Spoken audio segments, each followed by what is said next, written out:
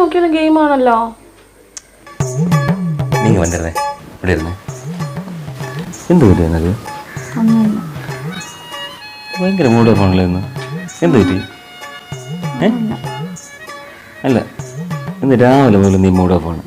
പറ, ഉറപ്പാണോ? എനിക്ക് വരുമ്പോ വന്ന്